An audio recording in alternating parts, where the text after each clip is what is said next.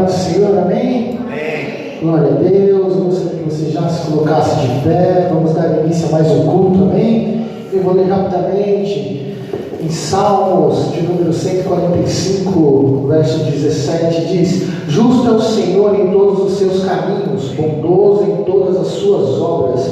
Perto está o Senhor de todos os que o invocam, de todos os que o invocam em verdade, amém?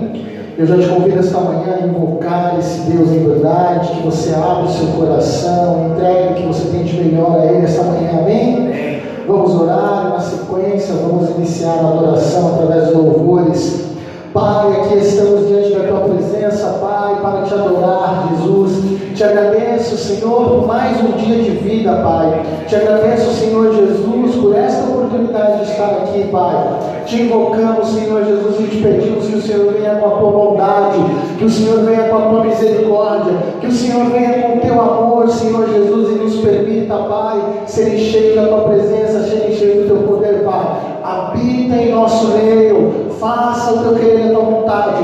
Visita, Senhor, meu Deus, meu Pai, os lares ao qual, Senhor Jesus, esse culto irá alcançar através das mídias sociais, Pai. Livra, liberta, transforma as vidas, Senhor Jesus. Sara e restaura os corações, Pai, daqueles, Senhor Jesus, que estão magoados, estão feridos, Pai. É o que eu te peço em nome de Jesus. Venha, Senhor, meu Deus, meu Pai, habitar no meio dos louvores. Receba, Senhor Jesus, a nossa oração e que ela suba, Senhor Jesus, aos céus com incenso suave a Ti, Pai. Que ela suba aos céus, Senhor, meu Deus, meu Pai, com um cheiro agradável a Ti, Pai. Receba a nossa adoração, é o que eu te peço, em nome de Jesus. E você que pode já aplaudir esse Deus que é lindo, que é maravilhoso, que é bendito em nome de Jesus. Amém.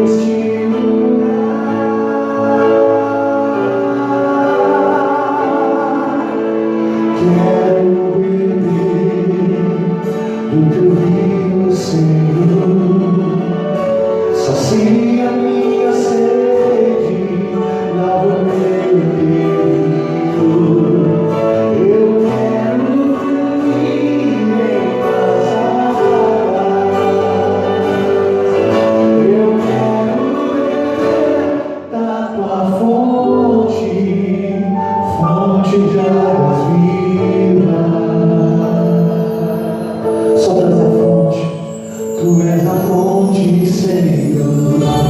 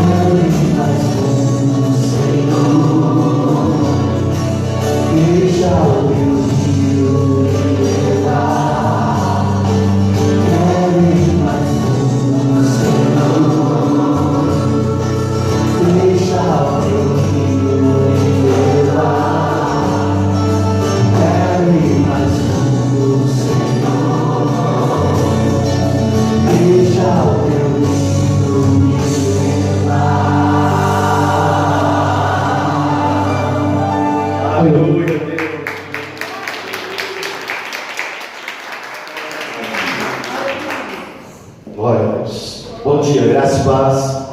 Amém? Eu quero só compartilhar um texto com vocês. Salmo de número 1. Salmo de número 1 diz assim: bem-aventurado o homem que não anda segundo o conselho dos ímpios, nem se detém no caminho dos pecadores, nem se assenta na roda dos escarnecedores. Antes tem o seu prazer na lei do Senhor, e na sua lei medita de dia e de noite. Pois será como árvore plantada junto a ribeiros de água, a qual dá o seu fruto no seu tempo, as suas folhas não cairão, e tudo quanto fizer prosperará. Amém? Interessante que o segredo de tudo está em uma única coisa. O segredo de tudo está aqui no versículo 2: o prazer na lei do Senhor, o prazer na palavra de Deus, o prazer e o contemplar da palavra de Deus. O segredo está aí, não há outro segredo. Quando nós temos prazer, satisfação e contentamento na lei, na palavra de Deus, tudo muda para nós. Tudo muda. E é isso que nós precisamos ter dentro dos nossos corações: o prazer, a alegria da meditação, da lei do Senhor, porque não há outra coisa mais gloriosa, não há um diamante mais precioso do que a própria palavra de Deus, e é a palavra de Deus que nos instrui. E quando nós mergulhamos na palavra de Deus, na lei do Senhor, e que nós temos prazer nessa lei, nós começamos a compreender tudo quanto nela está escrito. E quando nós começamos, baseado no prazer, no contentamento, na satisfação e na alegria que nós temos pela palavra de Deus, pela lei do Senhor, nós começamos a ser guiados por aquilo que nela está. Então a palavra de Deus nos norteia, a palavra de Deus nos orienta, nos instrui na verdade.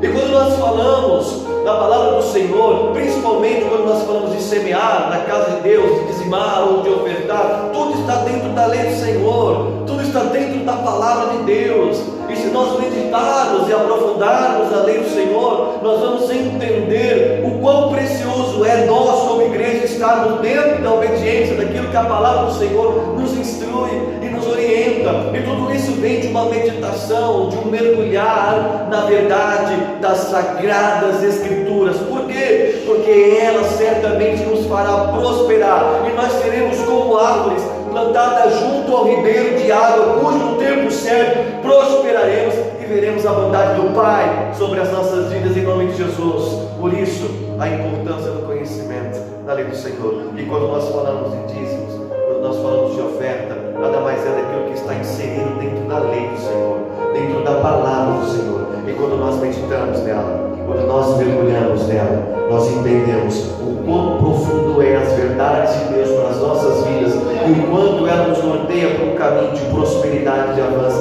em nome de Jesus. Amém? Eu quero orar pela tua vida agora, em nome de Jesus.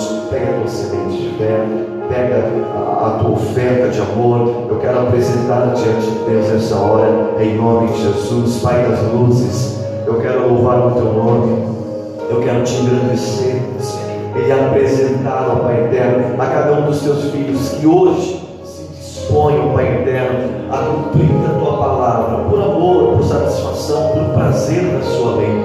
Tu possas, ó Deus eterno, receber diante do teu altar, diante da tua presença, essa semente, Pai eterno, e que possa produzir, ó Pai eterno, frutos sobre a vida dos teus filhos, ó Pai eterno, e eles possam contemplar o poder e a tua bondade, Deus eterno, em nome de Jesus Cristo. Enquanto, ó Senhor eterno, eles se dedicam a honrar a tua lei, a honrar a tua palavra, Pai, em nome de Jesus. Porque, Deus, nós não temos prazer, ó Pai, nas palavras dos homens, nos conselhos dos ímpios, ó Pai eterno. Não temos prazer nessas coisas. Temos prazer na sua palavra, temos prazer na sua verdade. Ela é fundamento para as nossas vidas, e nós te agradecemos em nome do Senhor Jesus Cristo. Amém. Eu abençoo a cada semente para o louvor da sua glória. Amém. Vamos louvar o Senhor. Aleluia.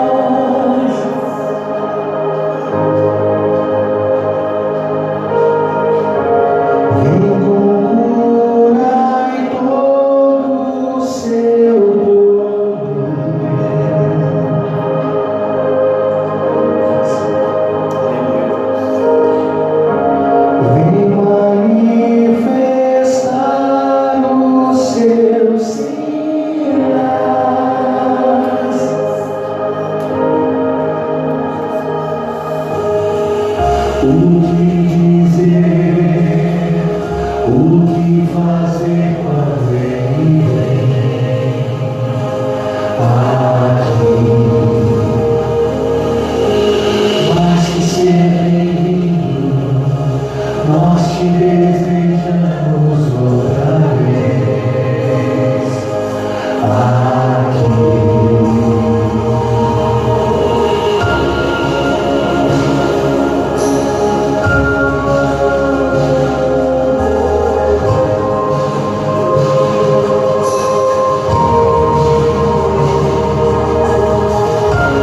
Nosso amigo Santo Espírito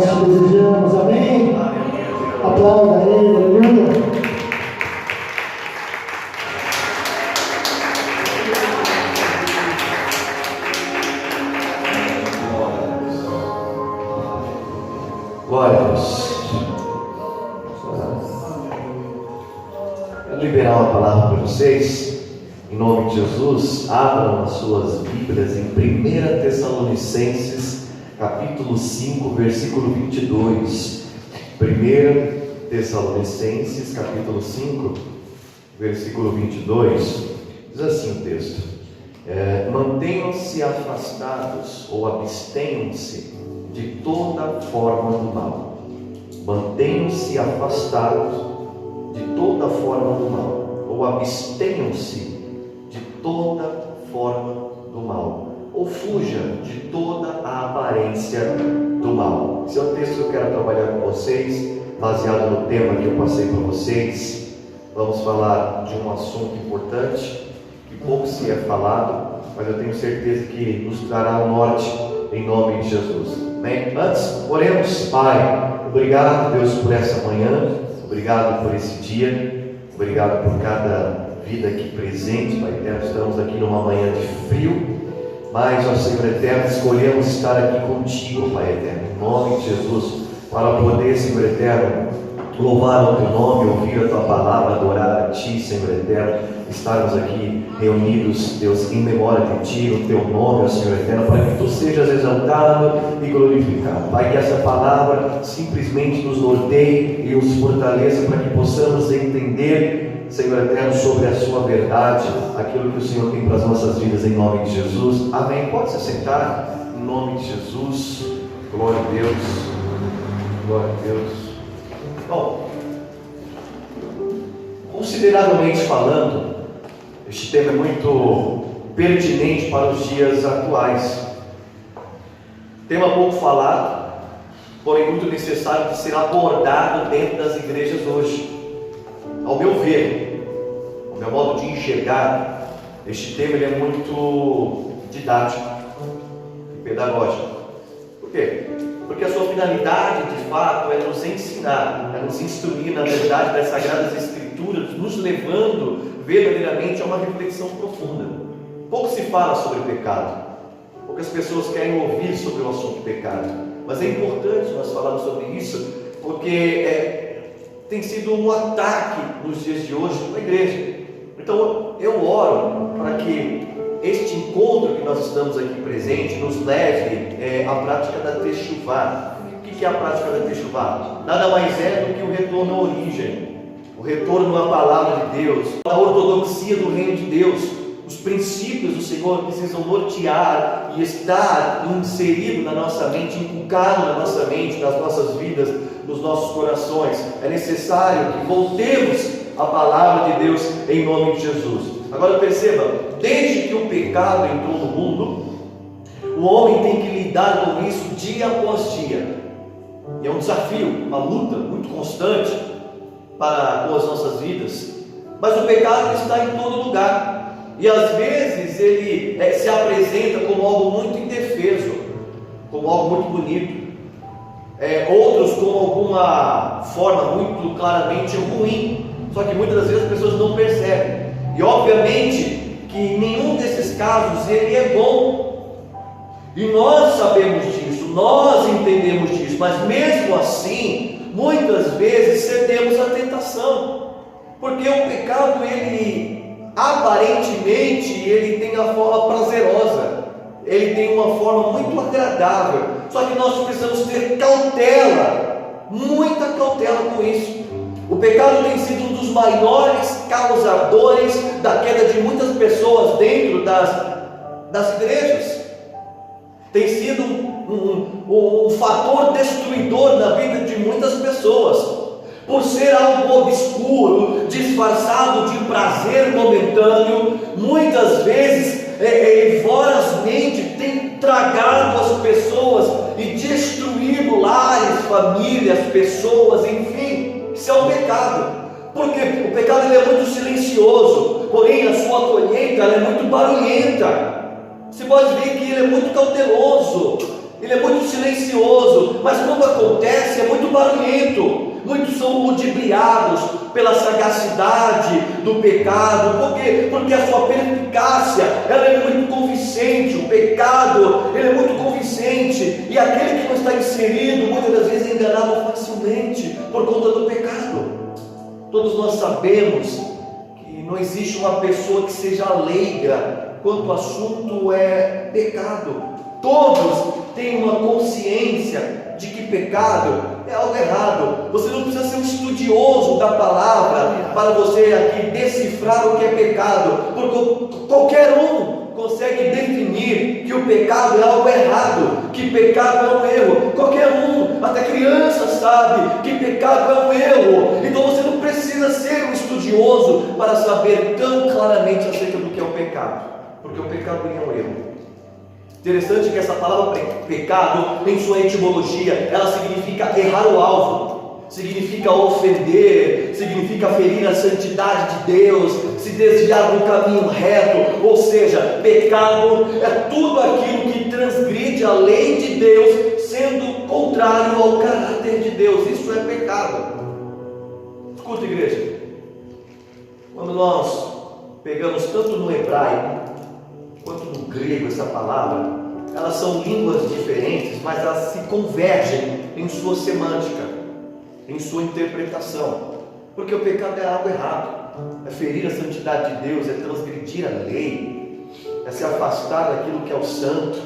Então, se você pega tanto no hebraico quanto no grego, que são línguas diferentes, porém elas se convergem dentro do mesmo propósito. A verdade é que o pecado, aparentemente, como eu disse, ele é muito prazeroso, e ele está à disposição daqueles que desejam, daqueles que querem. Ele se propõe a isso. Da mesma forma que Paulo diz em 1 Coríntios, capítulo 6, versículo 12, o que Paulo diz? Que tudo me é lícito. O que ele diz? O que me é lícito? Me é lícito pecar. Está aí. Mas ele diz, mas nem tudo me convém. O que é que não me convém? Não me convém não pecar.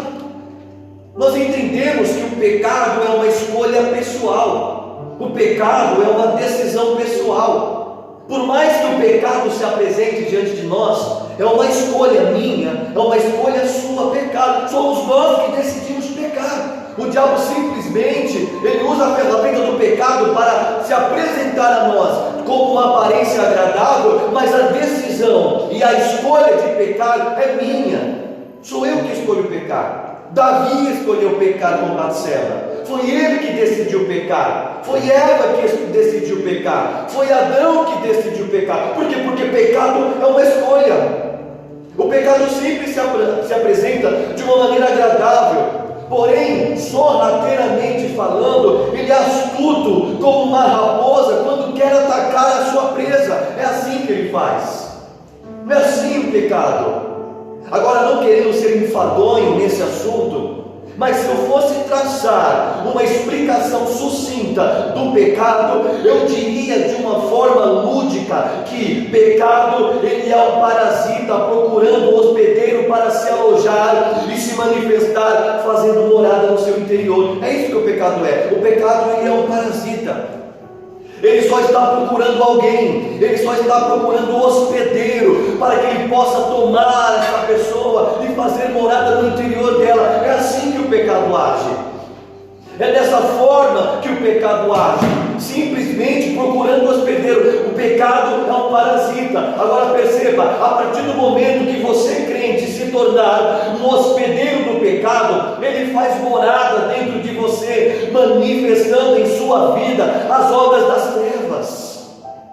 Agora, sendo realista e sem eufemismo aqui acerca do pecado, o que manifesta acerca das obras das trevas, eu quero dizer claramente, o que manifesta em nós é praticamente as obras do diabo. Por quê, pastor? Porque tudo aquilo que você autoriza como entrada na sua vida através das suas escolhas gera legalidade e, consequentemente, você se torna governado por aquilo que você permitiu o acesso, ou seja, o pecado. O pecado governa. Por quê? Porque nós concedemos legalidade, e tudo aquilo que eu autorizo como entrada na minha vida, através das minhas escolhas, através das minhas decisões, isso consequentemente gera governo sobre a minha vida. Agora, a maior questão e a pergunta que não quer calar para as nossas vidas é: o que é que nós estamos permitindo como entrada nas nossas vidas que tem gerado governo? É isso que nós temos que pensar quando nós falamos do pecado. Por isso não posso ser aqui, me utilizar de eufemismo, ou seja, querer suavizar as coisas quando nós falamos do assunto do pecado. Por quê? Porque o pecado é algo sério. E infelizmente, muitas pessoas estão sofrendo por conta desse mal, porque o pecado está entrando para destruir. Por isso eu te dou um conselho: não brinque com o pecado, porque ele pode te destruir. Todo pecado é condicionado à morte, à destruição e ao vazio. Eu vou repetir: todo pecado é condicionado à morte, destruição e vazio. Essa é a ação do pecado. Por isso que Paulo diz em Romanos capítulo 6, versículo 23, na parte A. O que Paulo diz? Pois o salário do pecado é a morte. O salário do pecado é a morte. E por que Paulo diz isso? Porque salário nada mais é do que um pagamento referente aos serviços prestados. O que eu estou querendo dizer? Que a morte é a remuneração pela ação do pecado. A morte é a remuneração pela ação do pecado. É o que eu recebo como salário quando eu decido servir ao pecado. Então ele se torna o meu salário, e o salário nada mais é do que a morte. Escuta, ele gera morte, porque essa é a consequência: morte espiritual, morte pessoal, morte ministerial, morte física, até morte física. Pecado gera isso. Então nós temos que parar de usar a fraqueza da carne como desculpa para uma vida de pecado, querendo fundamentar uma ideologia de que Deus conhece o meu coração e Ele conhece as minhas fraquezas, por isso Ele vai me entender. Já viu aquelas pessoas que acabam se utilizando dessa desculpa? Ah, pastor, a carne é fraca. A carne é fraca, acontece. Eu sou sujeito porque a carne é fraca.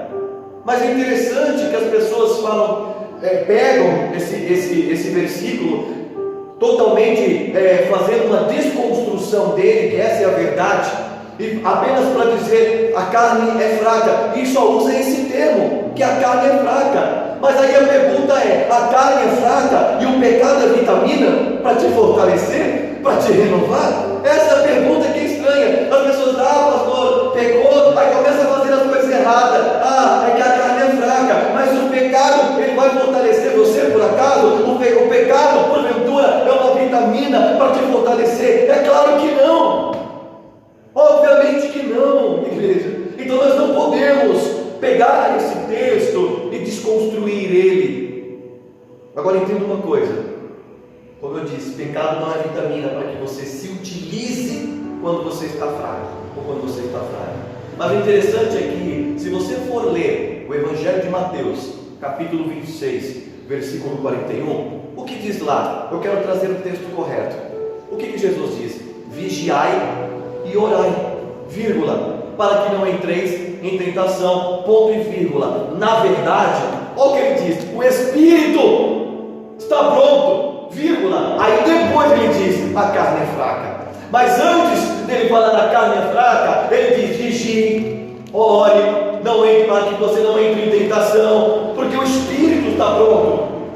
Então, quando o teu Espírito, que é ligado a Deus, que te conecta ao Senhor, está fortificado, certamente a sua vida será de vigilância, de oração, e você não vai se permitir agradar-se ou se abrir para a tentação. Pelo contrário, você vai se manter firme e forte e não vai dar vazão para a sua carne que é fraca. Pelo contrário, é isso que nós temos que entender. Agora, o interessante é que essa declaração nos ensina sim que a natureza humana, ela é muito frágil, ela possui debilidades, mas o interessante e muito maior é saber que o Espírito deseja fazer o que é bom e correto. Meu irmão, o segredo está em você fazer a vontade do Espírito. Por isso que Paulo diz em Gálatas capítulo 5, ministrando a igreja de Gálatas, ele diz: eu lhes digo, andem no Espírito, andem no Espírito, e não deis vazão às obras da carne, às vontades da carne, mas para isso você precisa andar no Espírito. Então Paulo estava dizendo: caminhe no Espírito, ande no Espírito, porque você não vai dar vazão às obras da carne, pelo contrário.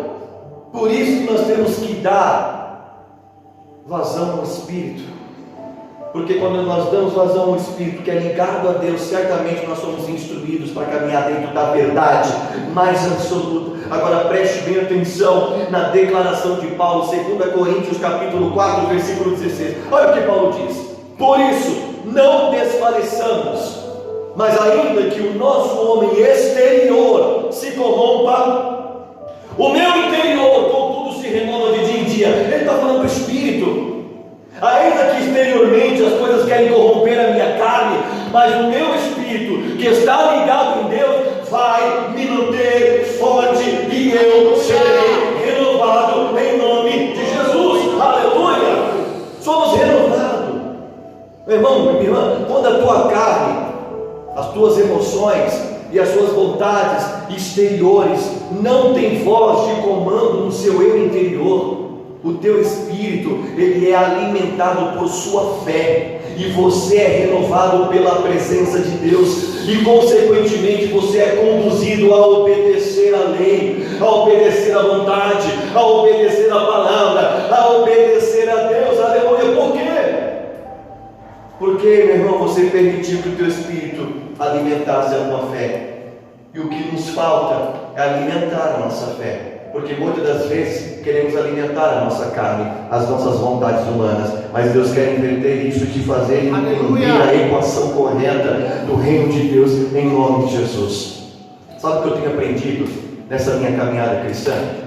Uma das coisas que eu tenho aprendido com o Senhor em toda essa minha jornada: o altar que eu mais alimento é o altar que exerce domínio sobre a minha vida.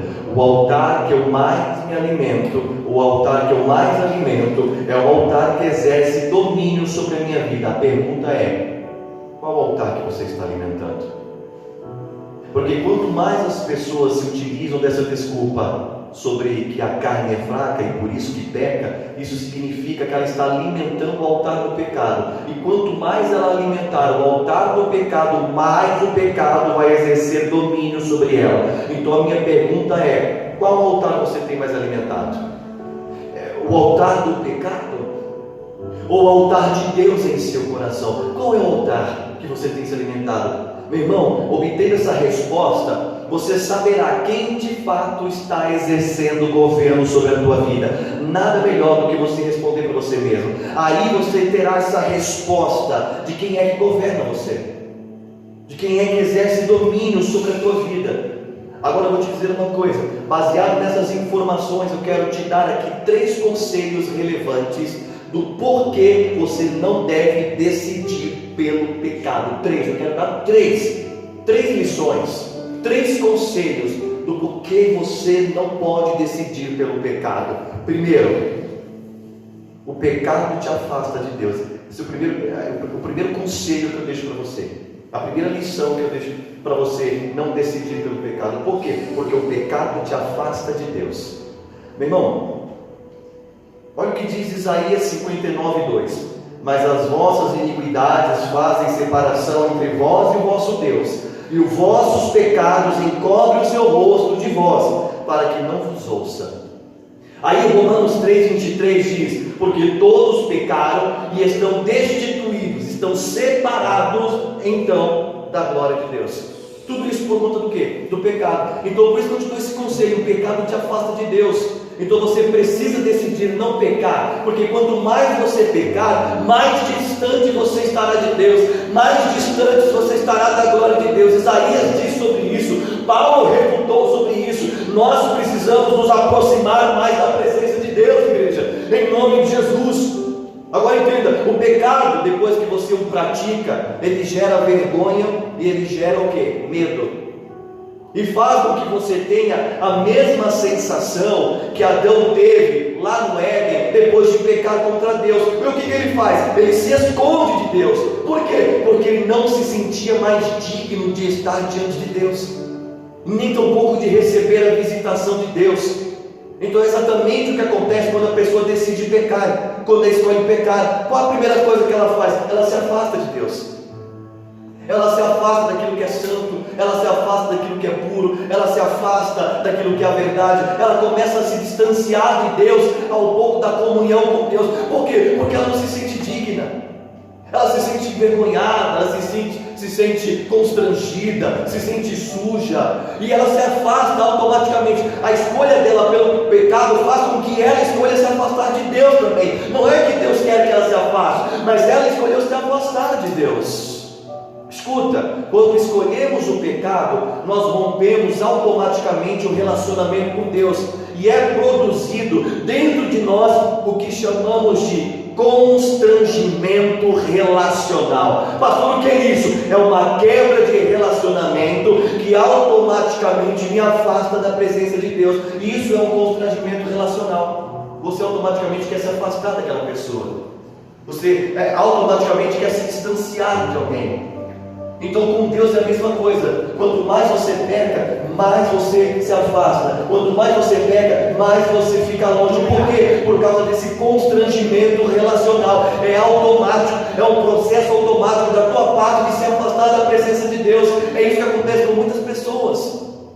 Agora, com isso, nós diminuímos o volume da nossa busca, com certeza, demonstrando o quê? Timidez, vergonha e um senso, preste bem atenção no que eu vou dizer, um senso de não merecimento e um senso de não pertencimento. O que é isso, pastor? Eu não mereço a presença de Deus e eu não pertenço mais à família de Deus. E essas pessoas se afastam do Senhor por conta das suas decisões. Não são as pessoas que a afastaram, não foram Deus que a afastaram, mas simplesmente pela escolha dela, pelo pecado, ela entende que eu não mereço a presença e a vontade de Deus, e eu não pertenço mais a essa família de Deus. É uma escolha dela. Isso começa a gerar dentro dela como um fruto do inimigo soprado na mente dela, e começa esses questionamentos. Então é aí que abrimos a luz do Espírito, que encobrimos, melhor dizendo, a luz do Espírito, a glória de Deus.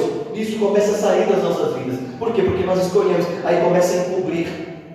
Aí por isso que você vê que aquela pessoa está apagada, que ela está sem luz, que ela está sem a presença de Deus. Porque quanto mais distante eu fico da luz, mais próximo eu estou das trevas. Quanto mais distante eu estou da luz, mais próximo eu estou das trevas. Por quê? Porque a nossa decisão acerca do pecado e se afastar de Deus encobre a glória dele, encobre a luz dele. Por isso que ele diz que o pecado, ele nos distancia e nos afasta da glória de Deus. Por isso que eu olho para você e te digo, como esse primeiro conselho, para que você não decida pelo pecado.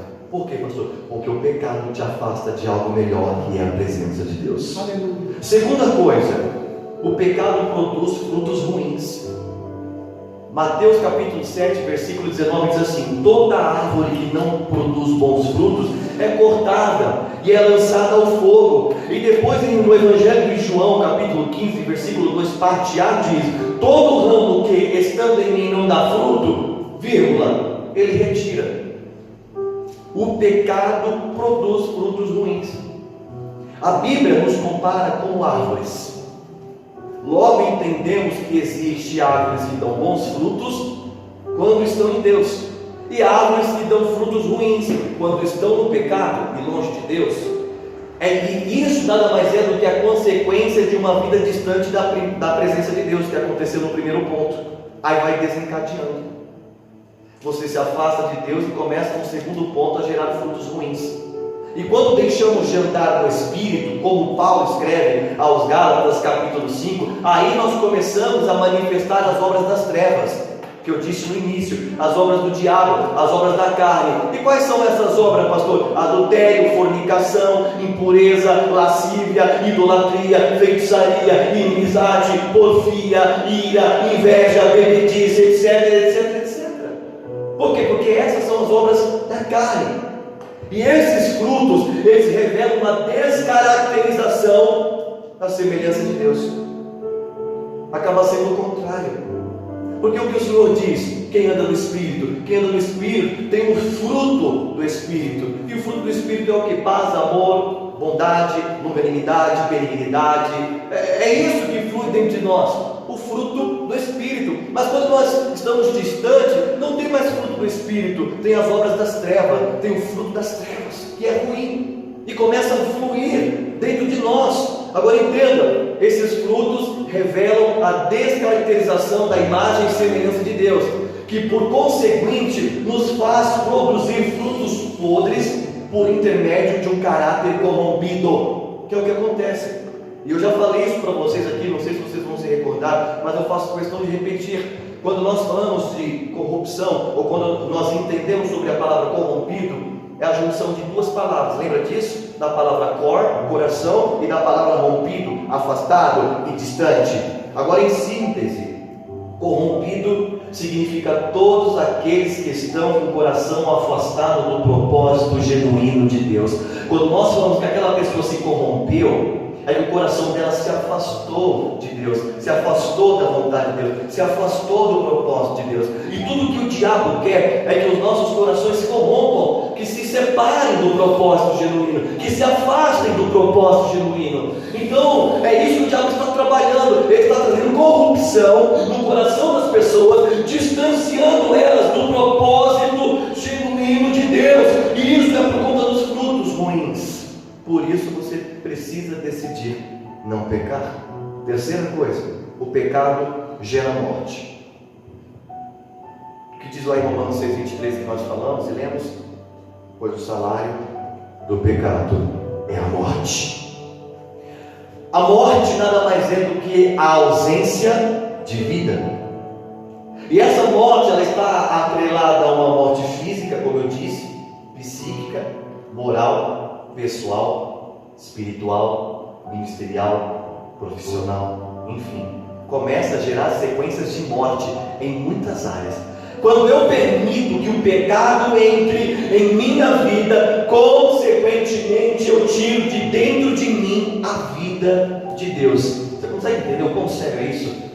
Quando eu permito que o pecado entra dentro da minha vida, consequentemente eu tiro de dentro de mim a vida de Deus. Isso é muito sério. Aí, consequentemente, essas áreas começam a se tornar insípidas, sem brilho, vazia, obscuras e morta, seja qual for a área, seja ela física, psíquica, moral, pessoal, espiritual, ministerial. Sem Deus, tudo começa a se tornar vazio, insípido, obscuro. Por quê? Porque nós saímos da presença de Deus. Escuta. Por quê? Onde Deus não habita, não existe vida abundante. Eu vou repetir: onde Deus não habita, não existe vida abundante. Não tem como eu escolher o pecado e ter uma vida abundante de Deus em mim. É incoerente, completamente incoerente. Não existe essa possibilidade de eu estar no pecado e Deus está comigo, andando comigo, caminhando comigo. Não dá. Mas pastor, Deus ele se distancia de mim. Não, a graça dele, a misericórdia dele é sobre a tua vida, mas ele não está contigo, te apoiando naquilo, porque Deus não está a favor do pecado. Deus é contra o pecado. Então como eu posso dizer que eu estou numa vida de pecado, mergulhando no pecado, e falar que eu tenho vida abundante de Deus em mim? É incoerente. Não existe verdade nisso. Eu vou repetir: onde Deus não habita, não existe vida abundante. Aleluia. Isso é muito sério. Somente aquele que é a fonte da vida é capaz de fluir no meu interior rios de água viva. Somente Ele é a fonte. Então, se eu me afasto dele, se eu me distraio do caminho dele, se eu firo a santidade dele, escolhendo o pecado, certamente do meu interior não flui mais vida. Não flui mais vida. Por causa do quê? Do pecado. E o pecado gera morte. Então, se Deus não está em mim, não há vida. Por isso que Davi, quando pecou contra o Senhor, com pecado de adultério com Batseba, a oração dele foi essa: Senhor, eu lhe imploro, purifica-me com enxofre, limpa-me, purifica-me, Senhor. Ele suplica, porque ele está arrependido, ele está está demasiadamente arrependido, e ele suplica a Deus: purifica-me com esopo. E ele faz uma declaração dizendo: e não afaste de mim o teu espírito, não tire de mim o teu espírito, porque Davi sabia da importância de ter o Espírito de Deus na vida dele, porque ele entendia que o Espírito de Deus era vida sobre ele, era vida completa, era vida plena, e ele suplicou: não tire de mim o teu Espírito, eu lhe imploro, Deus, não tire. E ele se arrependeu. O ruim é quando não há arrependimento. Quando não há arrependimento. Escuta, se existe uma desconexão de Deus, a morte é acionada. Não é Deus que aciona a morte, são as minhas escolhas pelo pecado que acionam a morte na minha vida.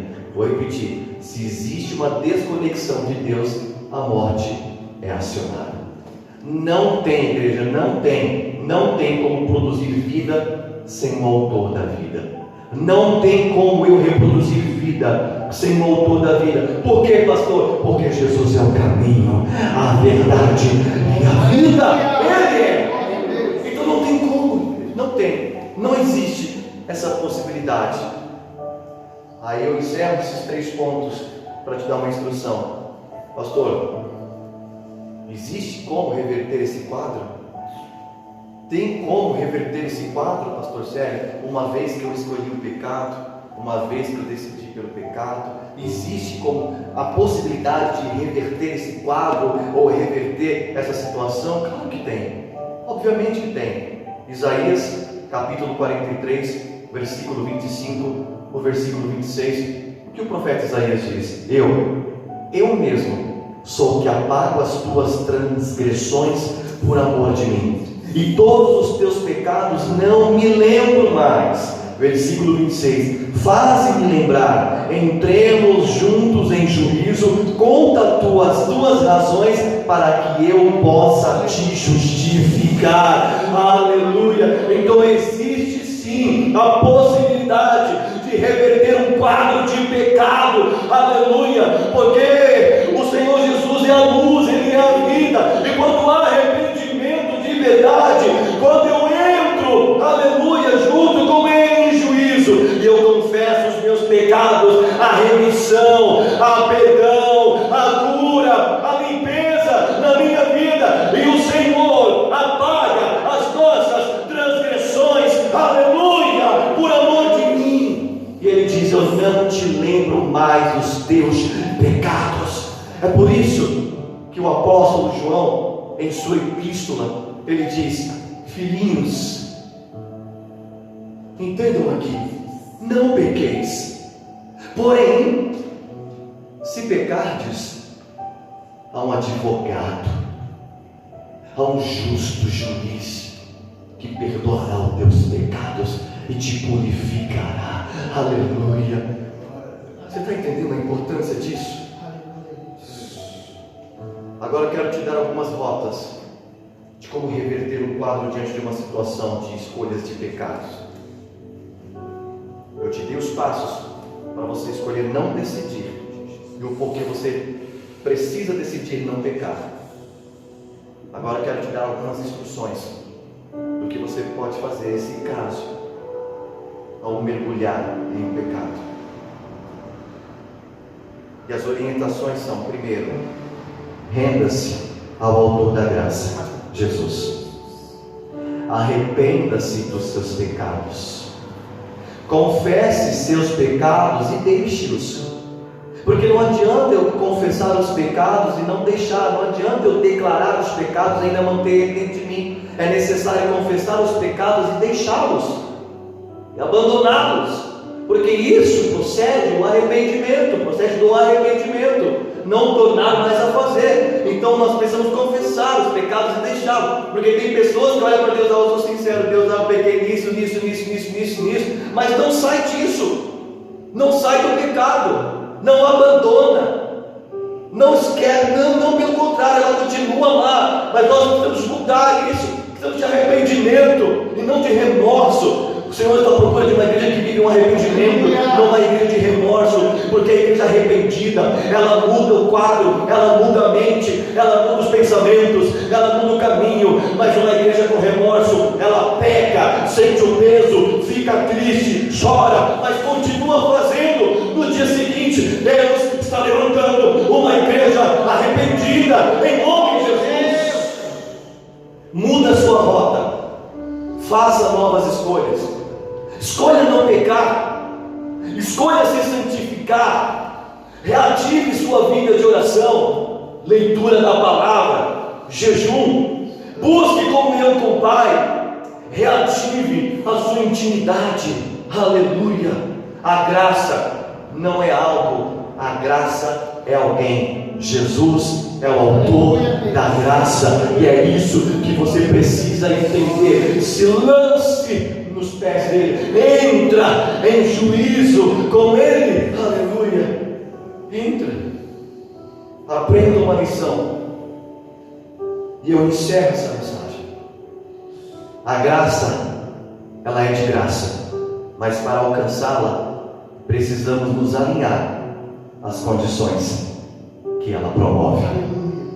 A graça é um tapete para que eu empurre os meus pecados debaixo dele e fique como está. A graça não é um tapete para esconder os seus erros ou para esconder o seu pecado, pelo contrário, a graça, ela vem para expor, sim. Quando você expõe diante de Deus e o Senhor olha, contempla o teu arrependimento e ele apaga, ao mesmo tempo que é exposto, logo depois ele apaga as tuas transgressões. Aleluia. Então entenda, meu irmão, minha irmã, há condições, e nós precisamos nos alinhar às condições que a graça nos promove. Pastor, que condições são essas que a graça nos promove? Ué, eu acabei de falar, renda-se ao autor da graça, arrependa-se do seu pecado, confesse o seu pecado, deixe-o, mude a sua rota e faça novas escolhas. Escolha não pecar, escolha se santificar, reative a sua vida de oração, leitura da palavra, jejum, busque comunhão com o Pai e reative a sua intimidade. Essas são as condições da graça. Porque quando você entende que Cristo é o autor da graça, e que a graça não é algo, a graça é alguém. Quando você entende que a graça é alguém, que Jesus é o autor da graça, que Ele é a graça, tudo começa a mudar de figura. O problema está no fato das pessoas pegar a graça e desgraçar a graça. E ela desgraça a graça quando ela faz da graça algo, não alguém. Você entende? Por que as pessoas estão fazendo? Tudo pode, tudo tranquilo. Por quê? Porque a graça para ela é algo, mas para mim a graça é alguém. Aleluia. A graça é Cristo. Por isso nós não podemos fazer de qualquer forma. A nossa vida tem que estar alinhada à vontade de Deus, dentro das condições que a graça, o autor da graça, nos promove. Amém? Você entende? Falei que hoje eu seria didático. Apenas instrutivo. Uma palavra de instrução. Por quê? Porque pouco se é falado do pecado na igreja. E por ser pouco falado de pecado dentro da igreja, é por isso que muitas pessoas dentro da igreja estão mergulhando no pecado, em uma vida de pecado, em uma vida de mentira, em uma vida de engano, em uma vida de adultério, em uma vida de promiscuidade, em uma vida de prostituição, em uma vida de pornografia. São muitas coisas inseridas e mergulhadas, pecados ocultos, escondidos. A igreja está assim, com pecados escondidos dentro da mente. Então Deus, Ele quer, meu irmão, romper todo esse mal da sua vida, para que a gente possa viver a liberdade. Porque o que Ele diz?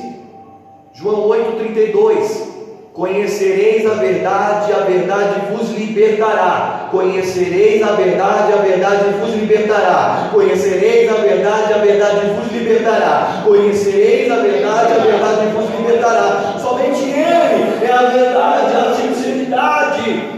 E nós temos que ter como padrão da sinceridade, porque aí seremos libertos, em nome de Jesus. A igreja atual está precisando passar por um processo de libertação, e o processo de libertação é o caminho da verdade. Jesus é o que liberta. Amém ou não amém? Fica de pé, em nome de Jesus. Eu quero trazer uma frase de São Felipe Neri. E essa frase de São Felipe Neri é tão relevante, e muitas das vezes nós a ignoramos. São Felipe Neri, ele apenas declarou isso: a batalha contra o pecado é a única batalha no qual só vence aquele que foge. Você entendeu isso? A batalha contra o pecado é a única batalha no qual só vence aquele que foge. Então eu quero te dar um conselho: pecado não resiste, fuja. Fuja da aparência do mal. Não adianta você querer resistir ao pecado. Não, pastor, eu sou forte, eu resisto ao pecado. Eu tenho autoridade espiritual para resistir ao pecado. Meu irmão, se nem José resistiu à mulher de Potifar, porque ele sabia que se ele ficasse ali, ele ia se render ao pecado. Ele correu pela janela, ele fugiu. Por quê? Porque ele sabia que se ele ficasse ali, naquele ambiente, com uma mulher bela, bonita, como era a esposa de Potifar, tentando trazer ele para ela, certamente ele ia cometer um adultério. Por isso que ele fugiu. Diferentemente de Davi.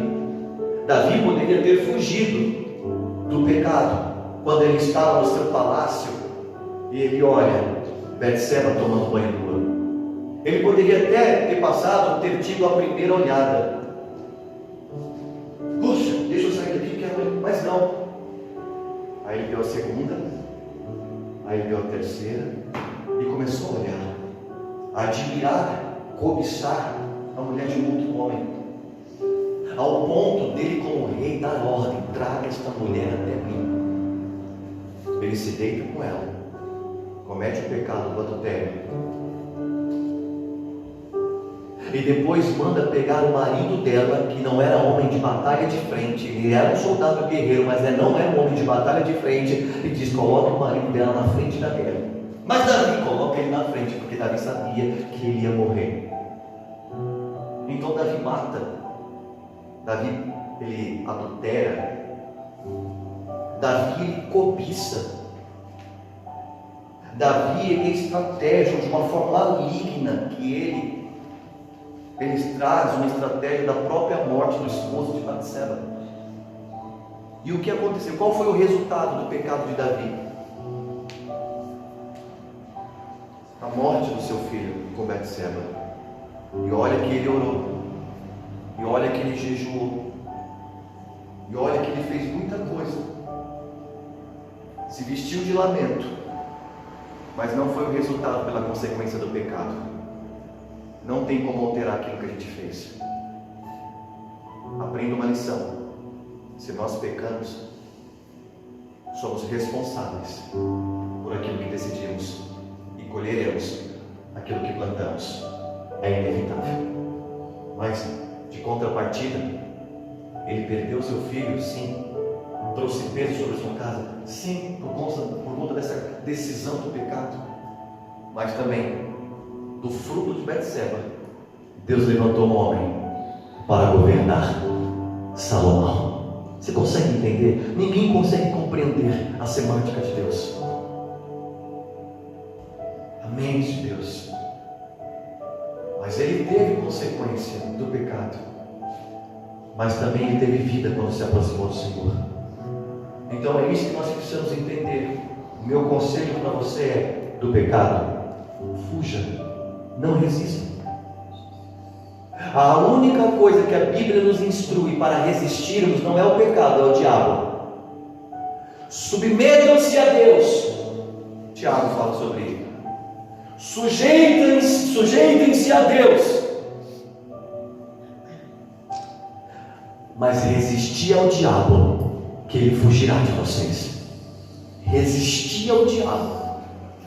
Então não adianta dizer que você resiste ao pecado, porque isso é antibíblico. Contra o pecado, fuja. Fuja da aparência do mal. Fuja da aparência do mal. Aleluia. Por isso que o texto que nós lemos, 1 Tessalonicenses 5:22 diz: mantenham-se afastados, abstenham-se de toda aparência do mal. Fuja de toda aparência do mal. Fique longe de toda aparência do mal. Aleluia.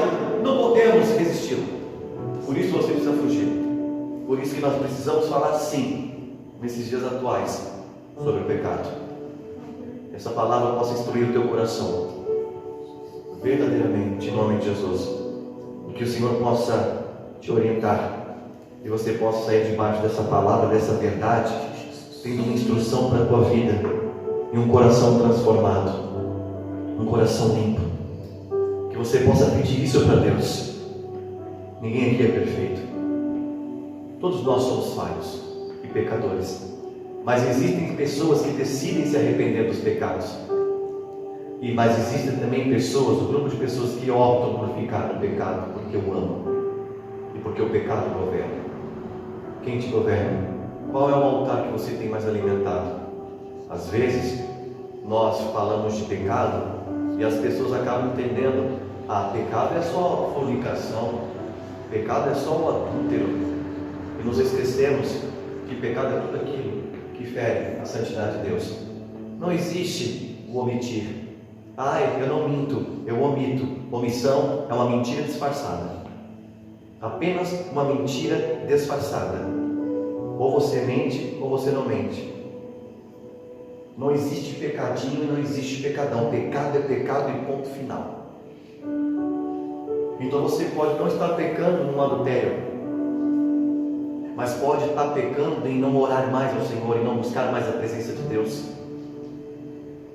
Deve estar pecando em falar mal do seu esposo, dos seus filhos, dos seus irmãos em Cristo, dos seus familiares. Pode estar pecando em tantas outras coisas. Mas eu não faço essa atrocidade do pecado, do adultério. Você percebe que as pessoas têm mais facilidade, amando, de perdoar um pecado de uma pessoa mentindo que de um adultério? Quando é adultério, as pessoas querem apedrejar. Quando é fornicação, as pessoas, mas mentira. Não, mas pecado é pecado diante de Deus. Pecado é pecado, tudo é errado. Nós temos que entender essa semântica. Não podemos interpretar de uma forma errada. Pecado é pecado.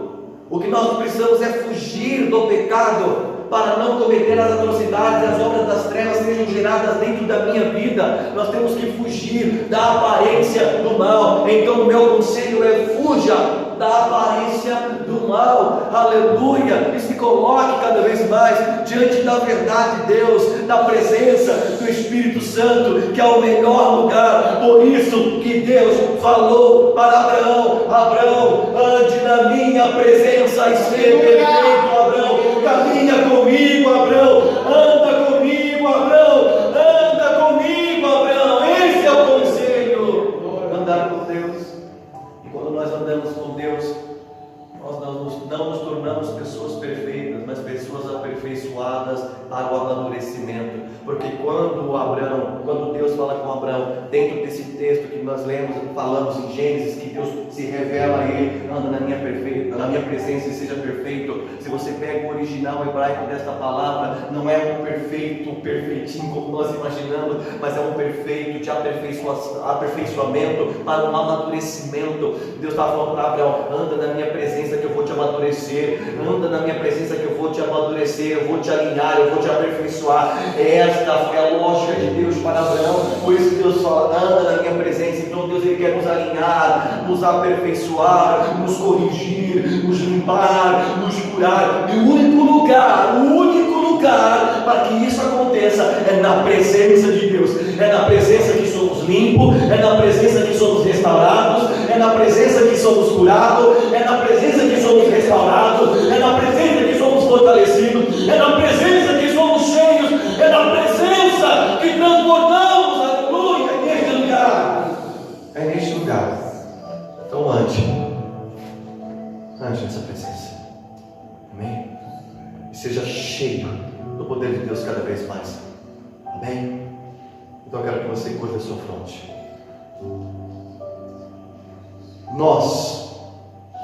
Só quero que você me escute. Nós sabemos muito bem, conhecemos muito bem os pecados que cometemos. Nós sabemos muito bem. Sabemos tanto e sabemos que é errado, mas que muitas das vezes ainda continuamos a fazer. Infelizmente. E nós sabemos E muitas das vezes poderíamos escolher o caminho certo, mas escolhemos o caminho errado. Então eu quero que você traga isso ao teu coração. Traga tudo aquilo que você sabe que diante do altar de Deus está errado. Traga tudo isso que você sabe que o teu coração é contrário à vontade de Deus, é contrário ao caráter de Deus. Que você olha e fala assim: isso está errado. E isso que eu tenho feito está errado. Eu quero que você fale com o teu Deus. Nós vamos louvar o Senhor. Mas eu quero ainda fazer uma oração antes com você. Mas eu quero que você traga na sua mente isso, em nome de Jesus. Traga o teu coração.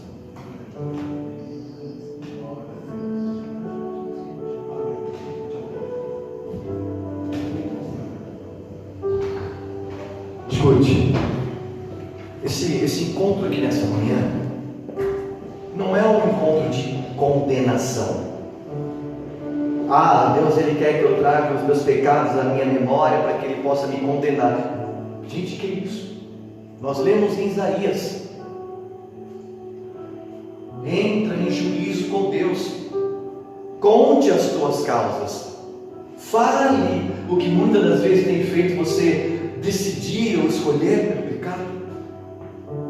Porque quando você apresentar as suas causas e se arrepender diante dele, Ele vai te perdoar, apagar as tuas transgressões, lançar o teu pecado no mar do esquecimento, te justificar. Deus não quer te condenar. Deus Ele quer que você entre no momento e que se lembre e traga à sua memória também tudo que te dá esperança, porque são muitas promessas que Ele tem na tua vida, na minha vida, nas nossas vidas. Ele tem uma palavra de aliança sobre nós.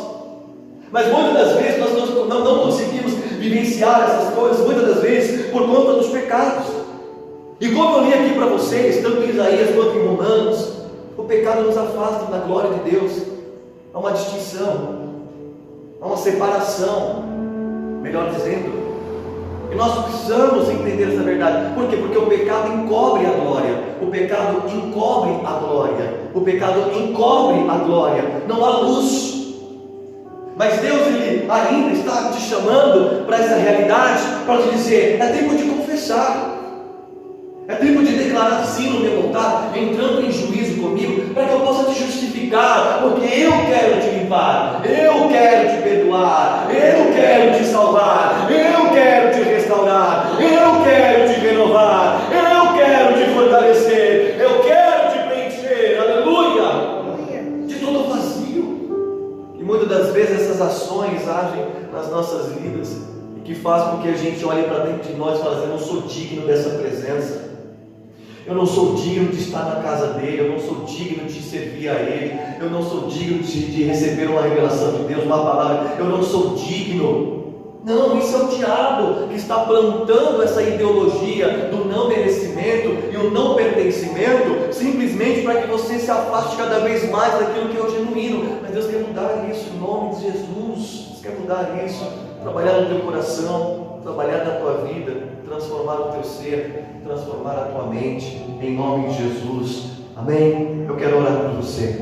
Deus, nós estamos aqui, Senhor eterno, nesta manhã reunidos por uma palavra, Senhor eterno, muito instrutiva, didática. Palavras como essa, Senhor eterno, não é para sair pulando, rodando, sapateando, mas é para que eu possa absorvê-la e para que eu possa aplicá-la e para que eu possa também refletir em tudo que está sendo dito, Pai. Muitas das vezes nós condenamos tantos outros pecados de outras pessoas, mas não olhamos para nós mesmos. Fazemos questão de olhar o cisco no olho do nosso irmão e se esquecemos de olhar a trave que está sobre os nossos olhos. Senhor, nos perdoa por essas ações. Somos muitas das vezes juízes. Queremos estar prontamente com uma pedra na mão e tacar naquela pessoa que pecou. Mas o Senhor Jesus confrontou aqueles homens quando levou aquela adúltera, homens que queriam apedrejá-la, homens que queriam condená-la, Pai. E o Senhor simplesmente trouxe uma frase que confrontou o interior desses homens quando disse: quem nunca pecou, que atire a primeira pedra. Aqueles homens não tiveram coragem, ó Deus, não tiveram a coragem de lançar uma pedra, porque eles entenderam que eles eram mais pecadores do que aquela mulher, Pai. Por isso, Deus eterno, em nome de Jesus, nos instrua. Faça-nos ter um olhar reflexivo para dentro de nós. É tempo de mudança, é tempo de arrependimento, é tempo de uma vida de santidade, porque o Senhor quer lavar a noiva do Senhor. Nós somos a noiva do Senhor, então nos limpa, Senhor, nos purifica na Tua verdade, nos santifica na Tua verdade, pelo poder da Sua palavra. Nos arrependemos, nos perdoa, Senhor eterno, nos perdoa, Senhor, em nome de Jesus. Queremos diante de Ti entrar em juízo, Pai eterno, para o louvor da Sua glória. Amém. Vamos louvar, Senhor. Vamos louvar, Senhor. Feche os olhos.